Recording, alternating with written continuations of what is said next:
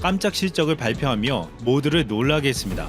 한국의 8월 수출은 451억 달러로 전년 대비 9개월 연속 감소했지만 삼성의 3분기 영업이익은 7조 7천억 원을 기록하며 전분기 대비 17%가 상승했다는 결과가 발표되었습니다. 삼성은 지금 그 어느 때보다 전 세계의 주목을 받고 있습니다. 얼마 전 이재용 부회장이 인도에 갔는데 5일후에 중국의 시진핑이 인도를 찾을 예정이라는 보도가 나왔습니다. 시진핑은 오는 11일 인도를 방문해 나렌드라 모디 총리와 비공식 정상회담을 할 예정입니다.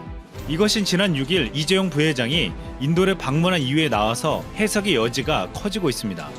이미 이재용 부회장은 지난 5월 일본을 방문한 이후 삼성은 중국 화웨이를 제치고 일본의 KDDI와 거액의 5G 계약을 맺은 바 있습니다. 삼성전자는 2024년까지 5년간 KDDI에 공급하는 5G 기지국 장비가 약 20억 달러, 하나로 약 2조 3,500억 원의 거래를 체결한 것입니다. 중국은 이재용 부회장이 이번에도 인도를 방문하자 삼성이 5G를 빼앗기면 안 된다는 위기감에 인도를 황급히 찾은 것으로 보고 있습니다. 인도는 오는 2020년까지 5G를 상용화할 계획으로 2025년까지 인도의 5G 가입자 수는 8,800만 명에 이를 것으로 전망되고 있습니다. 인도 3대 통신사가 향후 5년간 5G에 직접 투자하는 규모만 총 300억 달러에 이를 것으로 예상되고 인도 5G 네트워크 시장 파급 효과가 약 1조 달러, 하나로 1197조 5천억 원에 달할 것이라는 전망도 있습니다. 그런데 그 인도 시장을 중국은 지금 삼성에게 또 빼앗길 수 있는 상황이 눈앞에서 벌어지고 있는 것입니다. 사실 인도의 릴라이언스 지오, 바티 에어텔, 보다폰 아이디어와 같은 3대 통신사들은 모두 화웨이 5G 장비를 고려하고 있었습니다. 이미 에어텔과 보다폰은 인도 일부 지역에 2G와 3G, 4G망에서 화웨이 장비를 구축한 바 있습니다. 그런데 여기서 미국이 인도에 5G 구축에서 화웨이를 배제할 것을 권고한 것입니다. 인도 뉴델리를 방문한 윌버 로스 미 상무장관은 미국의 전략적 파트너인 인도가 화웨이 장비를 사용해 안보 위험에 노출되지 않기를 바란다고 밝힌 바 있습니다. 이미 지난 8월 중국은 인도에게 미국의 화웨이 제재에 동참하지 말라며 압박에 나섰습니다. 인도가 화웨이 제품을 봉쇄할 경우 인도에 역제재를 하겠다고 경고하기도 했습니다. 화춘잉 중 외교부 대변인은 최근 성명을 통해 화웨이는 오랜 시간 동안 인도에서 사업해왔고 인도 사회와 경제 발전에 기여했다고 말했습니다. 그동안 미중 사이에 눈치 보기를 하고 있는 인도는 아직까지 화웨이에 대한 공식 입장을 밝히지 못했습니다. 인도는 중국과는 경제적으로 협력 관계에 있지만 미국과는 최근 양국 군사협력을 동맹 수준으로 끌어올리기로 한 바 있었습니다. 그 이유는 중국 견제였습니다. 중국은 파키스탄, 동남아, 인도양 등으로 영향력을 확대하는 군사경제 팽창주의로 주변국들을 위협해오고 있습니다. 이에 미국과 인도는 인도 태평양 지역에서 중국에 맞서기 위해서 손을 잡은 것입니다. 양국은 군사적 협력을 통해 서로 민감한 군사정보를 공유할 수 있고 인도는 미국의 첨단 군사기술을 이전받을 수 있는 길도 열린 것입니다. 인도의 입장에서는 중국과의 경제협력도 중요하지만 미국과의 군사협력도 중요하지 않을 수 없습니다. 현재까지 인도 정부에 5G 시범사업 제안서를 제출한 곳은 6곳으로 알려져 있습니다.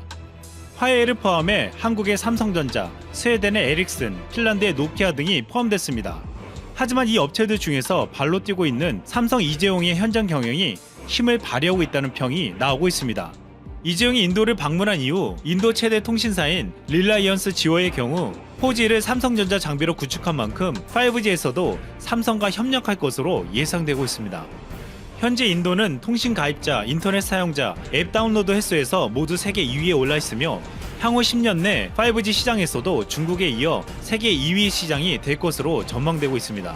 인도가 삼성을 선택한다면 5G 네트워크 시장에서 머지않아 삼성은 중국 화웨이를 누를 수 있을 전망입니다.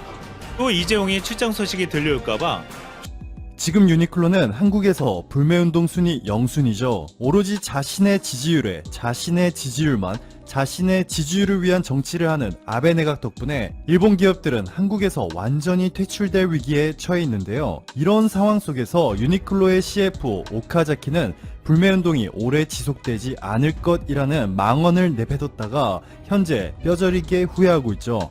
국회 정무위원회 소속 이태규 바른미래당 의원실이 받은 신용카드 8곳의 결제 실적을 보면요.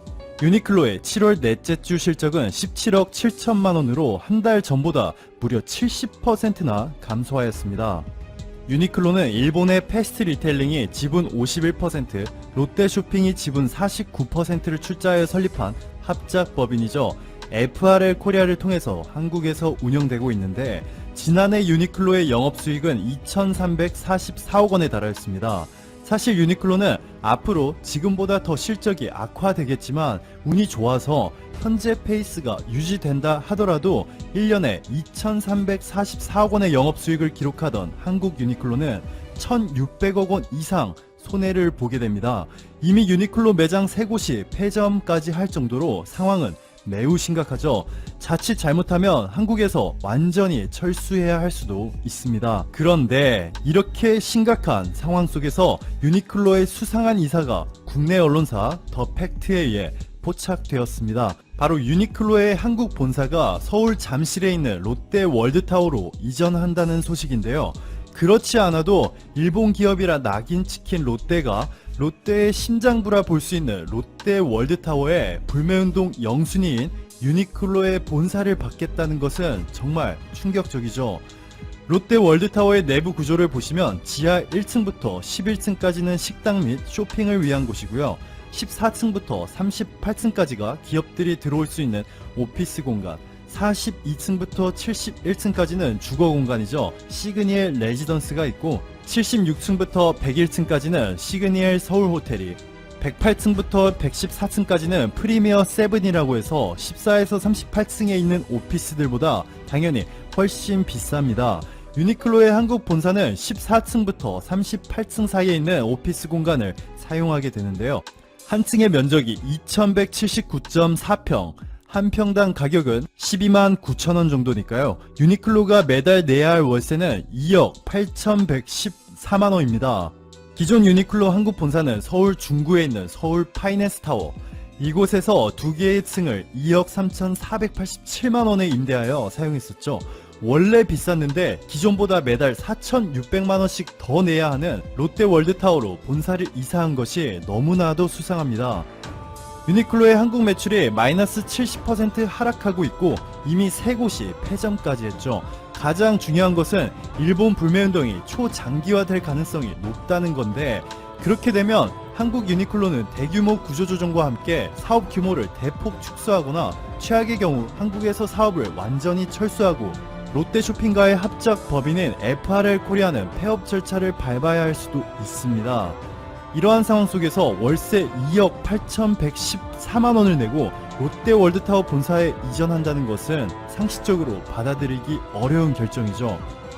더 팩트의 보도에 따르면 롯데쇼핑과 일본의 패스트 리테일링의 합작법인 FRL 코리아는 오는 9월 2일 롯데 월드타워로 이전하는 것으로 알려졌는데요. 롯데 월드타워는 공실률이 매우 높은 편이죠. 14층에는 롯데 MCC, 16층까지는 롯데 케미칼, 19층 롯데물산, 20층 롯데지주, 25, 26층 롯데 이커머스 등 대부분 롯데 계열사들이 입주해 있는데요.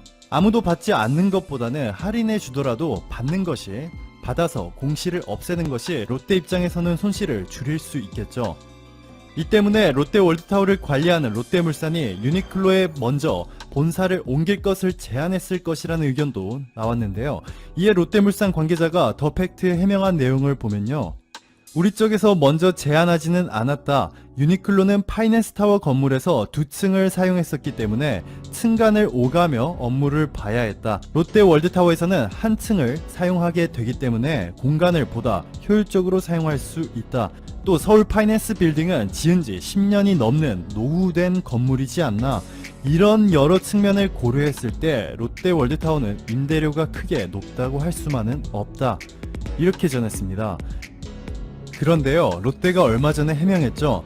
롯데 주류는 롯데 아사히 주류와는 다르게 일본 자본과는 무관한 한국 기업이라 강조하며 현수막까지 만들어 연간 인건비 220억 원, 고용인원 435명, 세금 납부액 1882억 원이라며 롯데주류가 일본 기업이라 허위 사실을 유포한 이들에 대해서 강경하게 대응할 계획이라고까지 했는데, 이렇게까지 일본 기업이라는 이미지를 벗어나려고 했던 롯데가 유니클로 본사를 롯데의 심장인 롯데 월드타워에 받은 이유는 뭘까요?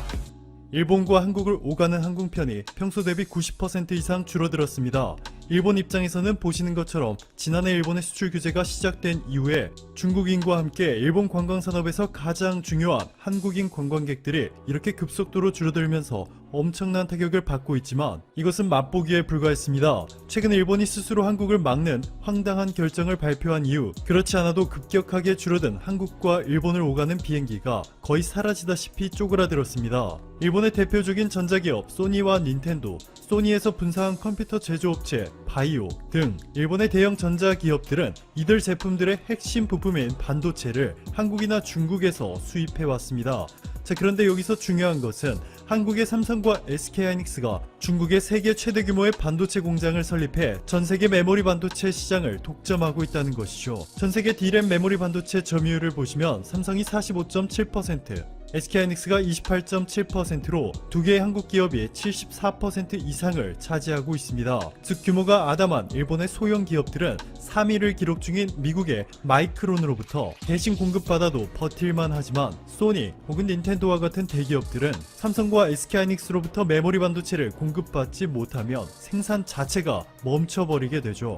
최재성 민주당 일본 경제 침략 대책 특위원장은 소니나 닌텐도가 D램 공급을 받지 못하게 되면 큰 타격을 입을 것이고 필요할 때 실행에 옮기면 된다 전했고, 삼성전자 상무 출신의 양향자 특위 부위원장은 미국 마이크론사의 D램은 소니의 테스트를 통과하지 못했다며 한국 반도체가 없으면 일본 전자산업에 타격이 될 수 있다 전했습니다. 특히 일본의 PC 제조사들은 삼성과 SK 등의 한국산 반도체와 디스플레이에 대한 의존도가 매우 높은데요. 일본인들의 특성상 메이드 인 재팬, 일본에서 만들어진 제품을 선호하고 중국산 제품을 기피하는 경향을 보이고 있어 한국산 반도체가 일본에 수출되지 않을 경우 타격이 폭발적입니다.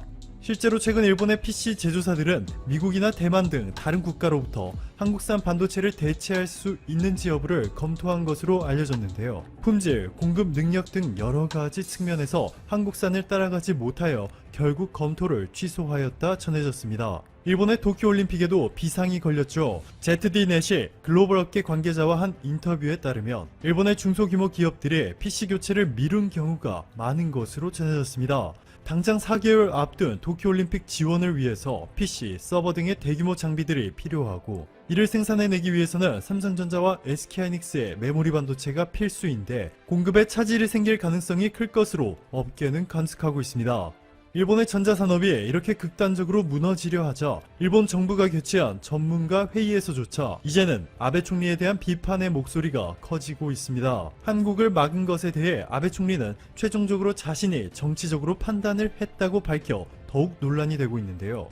이를 발표하기 전에 정치적으로나 외교적으로나 한국을 막는 것은 적절하지 않다는 전문가들의 목소리도 완전히 무시해버린 것으로 전해졌습니다. 이로써 일본은 일본 관광 절반을 넘게 담당하던 한국과 중국을 놓쳤고 잠정 연기됐던 시 주석의 일본 국빈 방문도 물 건너갔습니다.